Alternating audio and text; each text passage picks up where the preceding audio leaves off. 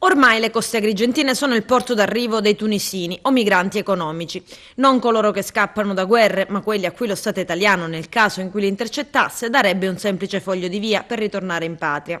Ma loro arrivano dal mare senza essere notati, quindi neanche identificati, sbarcano spesso senza essere intercettati. E l'ipotesi più grave è che queste persone possano essere anche pericolose.